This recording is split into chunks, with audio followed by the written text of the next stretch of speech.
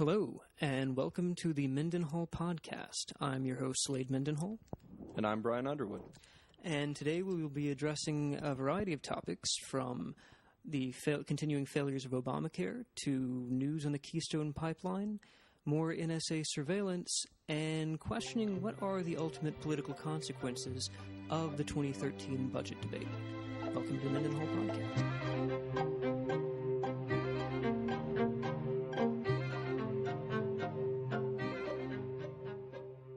Okay, so getting right into it, in the interest of time, we'll start off with the question of the continued NSA surveillance, which, as of this week, it was revealed that had been much more extensive, certainly overseas, than we had initially known, than anyone had initially known, when it was revealed that Angela Merkel, the German chancellor and head of the Christian Democratic Union, had been surveilled since when? Since at least the Bush administration. Yeah. So going back a good number of years, well before she was ever chancellor, to a time when she was simply a rising political leader and, obviously considered a potential future leader of Germany. And her cell phone and other, I believe, emails? Her emails, other top members of the German government, aides, their cell phones, pretty much anyone you could think of significance in the German government being surveilled by the NSA. Well, that's just actually that's incriminating. So, yeah. Well, I think what's most interesting about this particular subject is the irony of the sort of intelligence culture that has emerged or has been revealed to have existed all along under the Obama administration. It's essentially destroying our trust overall in the international community. When Obama came into office in 2000, or beginning of 2009, he was awarded the Nobel Peace Prize 9 or 10 days into office. Yeah, he said he would come into office and curtail all these NSA surveillance methods and reform the United States' image abroad, and he's done the exact opposite of that for 4 years now. Exactly. I mean, he campaigned on a premise of curtailing what Americans generally have come to view since the passage of the Patriot Act as a too expansive, too invasive intelligence culture in this country, and that has clearly not been the case. In fact, he's expanded it in every arena. In an odd turn in the story, we're also surveilling the Vatican? Yeah, there are reports, at least from Business Insider, that Italian sources have reason to believe that the Obama administration was spying on the Vatican during conclave, spying on the present Pope, Pope Francis, before he was actually a Pope, while he was still a cardinal. To what end, I have no idea. It's just absolutely absurd that we could think that there's a national security interest in spying on the Catholic Church. It really brings us back to about 1963, doesn't it? Yeah, all the way back to when America feared a Catholic uprising with Kennedy. He was terrified that Kennedy would be president and we'd all be beholden to the Pope henceforth and forevermore. Exactly. Right. So, well, I think it just speaks to the arbitrariness of the entire intelligence sector. Well, particularly the NSA. I don't want to speak to to other agencies that I can't that we, at least it hasn't been revealed that anything improper is going on. But clearly there's a level of arbitrariness in all of it, that we're surveilling parties that from which we have really visibly no legitimate reason to feel threatened. No, not at all. Especially when you have supposed allies in Europe, such as Germany and France, and we're spending resources to spy on them when we're supposed to be friends with them. They're supposed to be our allies. They're supposed to be working with us. So why are we needing this extra information on them? It just doesn't make sense in a national security context. And Germany and France are foreign allies, or hopefully they remain allies. But that's not the extent of it. I understand that we've also a story broke yesterday, I believe, about the extent of our looking into Google and Yahoo. Yes, absolutely. There was a report recently that the NSA was looking deeper into Google and Yahoo and all their online resources, such as Gmail and all their GChat, and various things in which people use to communicate and store information online. And as more information has come out, we've really learned the depth of these programs. And as this has happened, the U.S. Congress has failed to address the issue on multiple occasions. They have failed to curtail privacy abuses, violations of privacy rights. And so now what you have are the individual states trying to take initiatives to protect the privacy of their citizens in ways that, while on their face value would better protect the rights of their individual citizens, actually cause violations of rights themselves, because you have 50 different systems of laws which companies such as Google, such as Yahoo, such as Microsoft now have to work around in order to abide by the law and stay in order with it. For example, the Chief Privacy Counsel of Microsoft, Michael Hintz, I believe, he said it was counterproductive to have all these states addressing the same issue in multiple ways when it should be a national issue, when privacy should be a national issue. And he described it as burdensome compliance, when all these companies have to work through the legal systems of these individual states. And one of the main powers given to Congress was the Commerce Clause, and that was the very purpose of the Commerce Clause, wasn't it? Absolutely. Well, I think that it's interesting that, as large international corporations, they already have the burden of navigating the various legal systems of the countries in which they operate around the world. But now what we're seeing is the increased burden of navigating laws state to state. And when it comes to something like privacy, when it comes to, the management of information, which is, the sheer quantity of information in companies such as that's held by companies such as these is so great that managing it is an extremely costly part of their business, and an extremely, it's a very costly, very complicated portion of their enterprise that takes up a lot of it requires a great deal of expertise.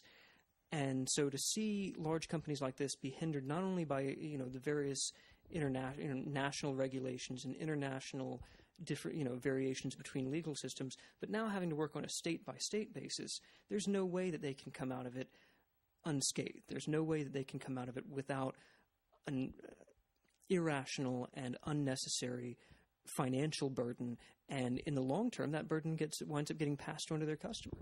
Absolutely, and I think there's a distinction to be made between regulations regulating these private industries with regard to what they can do with their data and the privacy issues there, and the issues curtailing what the government can do. Because a lot of these laws passed in the states, I believe the New York Times reported that over 24 privacy laws had been passed in 2013 by 10 states. So you have some of these laws curtailing what information schools can collect on students, whether or not police officers need a warrant to tap cell phones. And these are very important issues that the government should be abiding by the Fourth Amendment, which limits all these things in the first place. And on the other hand, I think it's important to recognize that while you have these increasing burdens on one side, you do not have within the government the kind of attentiveness and the kind of concern for it that we would like to see. In fact, you have quite the opposite. I want to point to Brian. You pulled it up a little while ago, and for our listeners, we'll be posting any links to any information or notes that articles that we might mention, along with the video on the Mendenhall. But there was an article in Business Insider, I believe, that shows an internal PowerPoint presentation in which there's a smiley face drawn. Where explain it? It was a leaked internal slideshow within the NSA, in which they were essentially celebrating their ability to get past Google's security features. And they were celebrating it, and the slide contained a little drawn-in smiley face saying, "Hey, look, we bypassed the system. Go us." And clearly, the people operating on this level are not policymakers. They are they are the people carrying it out on a day-to-day basis within the National Security Agency. Or administration, excuse me. However, I think what it shows is the sort of internal culture that operates there, and perhaps more generally within the intelligence sector. I don't know, but I think it's a sad statement to the public and to the international community that such invasions of privacy are taken not only lightly, but with a sense of humor. Yeah, absolutely. And I think one more point on this issue before we move on, getting back to the notion that there is a distinction to be made between the data the government can collect and the data that these private companies are collecting. Because, with Facebook, it's in the terms and services. It says we're going to, use computer programs to tailor your ads to you. Same with Google and these other online issues or other online companies. And that's not so much of an issue as much as it is when the federal government goes online and against the law, against the Constitution, takes our data without our consent and says, we're going to use this to spy on you. We're going to hold you accountable in a court of law. I believe even recently the federal prosecutors started using information they obtained without warrants in federal courts. I don't believe that would hold up an appeal, but it is concerning, much more concerning than Facebook using what I like on their own website to tailor my ads to me. Absolutely. Well, we will continue to follow any developments with respect to NSA surveillance and its various violations of privacy, whether of foreign parties, foreign leaders, or of American citizens and corporations. Moving on, however, as there are somewhat of a laundry list of issues on the table this week, we have the failures of Obamacare. We have Kathleen Sebelius, when it started out dodging Congress's demands that she appear before a House committee. This seems to be a bit of a standard practice in the administration now, that there's always, when Congress calls for an administration official to speak, there always seems to be some reason why they can't be available. Hesitance, at least. Right. And in this case, it was a matter of days, but it was the same thing with Hillary Clinton. In this case, it was Kathleen Sebelius, and I believe it was ultimately learned that the pressing obligations that she had, why she couldn't appear before Congress, was her attendance at a fundraiser of some kind, or some kind of charitable event. I don't know exactly what she was attending, but clearly it was not business of government. It's sad that the most forthcoming administration official so far has been James Clapper, who, when asked if we were surveilling international leaders, he said, yeah, we're surveilling it, and the White House has known for some time. So it's sad the national security director is the most honest. Right, because Obama initially denied that. I mean, he said that it was a legacy of the Bush administration, but that he had not been aware of it. And then by Clapper, he was ultimately compelled to acknowledge the fact that he'd been aware of it all along, sort of, both tarnishing the reputation of the White House and the administration and himself personally. But we're moving on. We're working our way back to the NSA. Yeah. But on the Obamacare issue, in a point of irony, she appeared before Congress on Wednesday, October 30th, and in the course of her testimony, I understand, stated that the Obamacare website, the healthcare.gov website, more specifically, I suppose, had never gone offline. And I understand that in the course of her testimony, it actually went offline. Yeah, I believe that's right. It's a pretty poetic testament to the performance of that program in general. And the numbers just keep rolling in. I understand from what I read the other day that apparently an estimated 14 million Americans are projected to lose their current healthcare, their current health insurance as it stands. The New York Times actually ran a chart today saying, about 5% of the insurance market, or 5% of the population, owns private insurance. And these are the ones that most at risk of losing their policies, because now they have to meet those 10 essential healthcare standards. And on top of that, the New York Times, made it very clear that there are certain groups that are definitely going to have increased premiums. Young people, healthy people, the same people who were most excited about supporting President Obama on this are going to be the most exploited. Absolutely, and that tends to be the way it is. I mean, the sort of long-term consequences are not appreciated, 3-4 years beforehand when the bill is being passed in 2000. What was it? 2010? 2010. Yeah, or early 2010 when the bill is being signed. Its primary support base, or pretty well synonymous with President Obama's supporters at least at the time. They were the very people who elected him, and it creates a culture in which the very people who who most worked to elect him wind up being those who are most hurt by him. But now they're quiet. Yeah, and let's just look at all the false narrative Obama spun when passing this law. If you like your health care plan, you can keep it. Well, we know that that's not necessarily true. It's going to reduce premiums overall. That's abundantly not true. My father now has to pay a government processing fee on his health care plan through his employer, and it's just raising the cost progressively, and it's only going to get worse as time goes on. All right, there's a great video on YouTube. I'll post a link to that as well. A parallel of Nancy Pelosi's statement in Congress, or it wasn't on the Congress floor, but it was a statement to the press, essentially saying that, what was it? That premiums wouldn't rise, and then approximately a year later she comes back and says that premiums will rise, and that she never said that premiums wouldn't rise for anyone. And we've seen this play out in Massachusetts, where now it became abundantly clear that the Massachusetts law pushed by Mitt Romney was going to increase premiums. And now they're saying, oh, well, the issue was never to reduce premiums. That wasn't one of our goals. Our goals were to get everyone insured. And now everyone's going to be insured, but they're going to be insured at a massive cost and lower quality health care overall.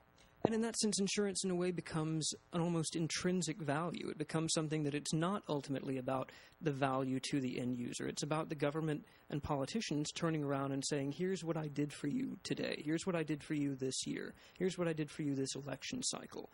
In terms of the number of bills passed, and in terms of the number of programs instituted, or the size of the programs instituted, the budgets that they can claim that they commanded for such programs. But it ceases to be about results. It becomes about turning over political accomplishments, being a sponsor on the right bills. But there's there's a dwindling respect for the substance of the bills, and it becomes, unfortunately, campaigns and political races become a contest in political accomplishments measured in terms of the number of legislations passed or projects partaken of, with no regard for the substance thereof. Or the principles, for that regard, because they pass all these bills and they say, oh, you're going to have these sorts of benefits, which they really have no clue whether or not that's going to happen. And to their knowledge, or to them, it doesn't even matter. What matters is their support in these elections, and they don't care whether or not it violates individual liberty. They don't care about the long-term effects, because that doesn't enter their minds. Their minds are these short-term goals, these pragmatic goals, which eventually lead us down the path towards statism and increasing the scope of the state. Speaking of increasing the scope of the state, what's the situation with the Keystone Pipeline? Because I know that essentially what's happened is it seems regulations have forced what would have been the business that would have been conducted through the Keystone Pipeline. It seems to be pushing them, as that legislation is being held up for now several years. Yeah. I remember it began, summer of 2010, I think. So, now, 3 years later, the bill is yet to be passed. The project is yet to be, effectively undertaken. And as a result, I understand the pipeline is being, to some extent, replaced through railroads. Yeah, absolutely. The Keystone Pipeline has been in a regulatory purgatory for several years now, where the president has neither approved nor rejected the proposal to construct the pipeline. And to some extent, he's starting to get criticism from the environmentalist far left. He was heckled this week, yes? Yes, he was heckled at a rally in Massachusetts where he wanted to talk about health care. And these environmentalist protesters came in and they started saying, stop the Keystone Pipeline. You need to reject it. One of the protesters was allegedly dressed as a polar bear, something ridiculous. But the president kind of shrugged it off and said, oh, this is the health care rally. The climate change rally was in June. That's not what I want to talk about here. And I think given how embattled he is in all the other domestic issues, there's a possibility that to take pressure off himself, he may actually approve the Keystone Pipeline, however slightly. He's lost a lot of political clout in the last year. He's lost a lot of political ammunition that I think he expected to come away with from the 2012 elections. Yeah, absolutely. And as you were saying earlier, this Keystone Pipeline, because it hasn't been approved in so long, Canadian sand oils companies have decided to just bypass it altogether and say, fine, if you don't want to use the pipeline, we'll just construct railroads to get our product to our consumers. And which is really ridiculous because the pipeline itself is immensely cheaper than, constructing a railroad, let alone running one. And it really contrasts with where we are now in the 21st century to the late 19th century, where the pipeline, as an industrial concept, was initially developed to circumvent the need for railroads. Absolutely. I mean, Rockefeller saw that the cost of the railroads was raising the cost of his own product, and obviously he wanted to expand his business. He wanted to provide a cheap product to his consumers so he could make a profit in return. So he conceptualized this idea of a pipeline, just directly delivering the petroleum to the refineries or to the people who were going to consume it. Whereas now the government is preventing that cheaper, more efficient mechanism. So instead we're going to be expending costs to create all these railroads and to deliver the oil. And I think that this is really an unforeseen or an unmeasured, generally unappreciated cost of regulation to all of us. It's not just a matter of the taxes. It's not just a matter of the lawyers' fees that companies are made to pay. It's not just a matter of the months-long or, in many cases, years-long battles that companies undergo in order to undertake new industrial projects. And often lose. Exactly. The unforeseen cost is really when they have to partake of less efficient, less profitable modes of production and distribution. And I think this is a perfect example of it, where you see an industry having to revert to what is really the technology of a century ago. I mean, nothing against railroads. They provide us with many of the both consumer and industrial goods that we all need and use. But the fact of the matter is that that's why the pipeline was instituted in the first place, was to circumvent the need for that with respect to oil. There's no way that maintaining railroads in terms of the infrastructure that you have to lay down, the labor costs, the maintenance costs, the machinery, everything. There's no way that is as cost efficient as simply installing a pipeline and providing regular maintenance to it. Absolutely. So I guess the best we can hope for now is that President Obama will feel this sort of public pressure. He'll feel embattled on these domestic issues because, since September, he's tried to move away from international issues where he's failed markedly and tried to move on to these domestic issues. But even after the shutdown, and even in the shutdown itself, if you really look at it, the president is losing the battle on nearly all fronts, at least politically. Well, and I think that's an interesting point to move forward with, is the attempt to shift attention away from foreign affairs and into the domestic sphere. Now, I think that's motivated by primarily two forces, one of which is simply the attractive force of domestic issues in the course of the last 2 months, with the budget battle, the debt debate, the struggle over Obamacare, how those issues became interlinked with one another, and the sort of political debacle that we all witnessed throughout the last 2 months. However, on the other hand, I think that you do see an administration and a very sympathetic media that want to divert attention back into the domestic sphere and away from foreign affairs because of the devastating loss that Obama faced over Syria.